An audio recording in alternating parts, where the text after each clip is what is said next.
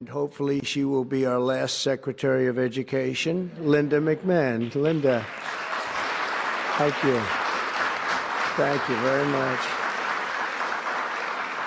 That's another interesting statement. It's an interesting opening, right?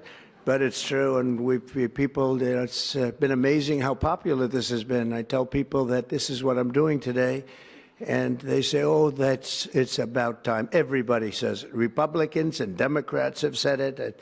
They're all saying it. Also with us are some terrific people. Governors Greg Abbott. Greg, thank you very much. Governor Ron DeSantis, thank you very much, Ron.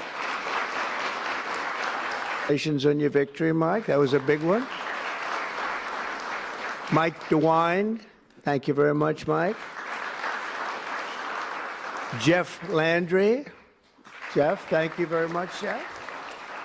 Bill Lee, thank you. Governors, all governors. Brad Little. Brad, thank you very much. Where are you, Brad? Hi, Brad. Jim Pilan, thank you very much, Jim. And Kim Reynolds. These are all people very interested in education. And I even see Dan Patrick over there, my friend Dan Patrick. We're joined also by Representatives Tim Walberg and Virginia Fox, Rick Allen, Michael Rulli, and again, Dan Patrick. Thank you very much, Dan. You've been a great friend of ours. And State Attorneys General Ken Paxton. Ken, I see you there. Andrew Bailey. Andrew, what a job you've done, Andrew. You have some good cases going. You've done a great job. Thank you very much. And co-founder of Moms for Liberty, Tiffany Justice. She's been a hard worker. Thank you. Thank you, Babe. Thank you, Tiffany. When President Carter created the Federal Education Department in 1979, it was opposed by members of his own cabinet, as well as the American Federation of Teachers, the New York Times editorial board, and the famed Democrat Senator Daniel Patrick Moynihan. History has proven them right, absolutely right. After 45 years, the United States spends more money on education by far than any other country, and spends likewise by far more money per pupil than any country, and it's not even close. But yet we rank near the bottom of the list in terms of success. It's an amazing stat. Those are two stats you don't want. The most money spent per pupil, and you're at the bottom of the list. And that's where we are, like it or not, and we've been there for a long time.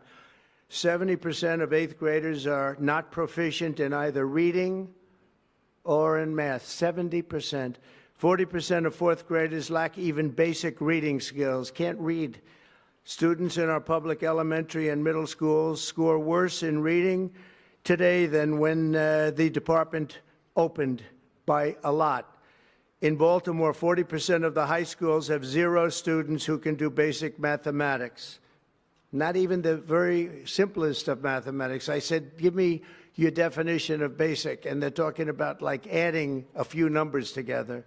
Despite these breathtaking failures, the department's discretionary budget has exploded by 600% in a very short period of time, and it employs bureaucrats in buildings all over Washington, D.C. And as a former real estate person, I will tell you, I ride through the streets of Washington, and it says Department of Education, Department of Education. I said, how do you fill those buildings? It's crazy what's happened over the years. I'm pleased to report that after offering these federal employees 2 generous buyout options, and they were very generous, and they're good people, but they were very generous. My administration has initiated a reduction in force, and we're already cutting numbers that were really surprising to a lot, that we were able to do it so successfully. And we've cut the number of bureaucrats in half. 50% have taken office, which is great.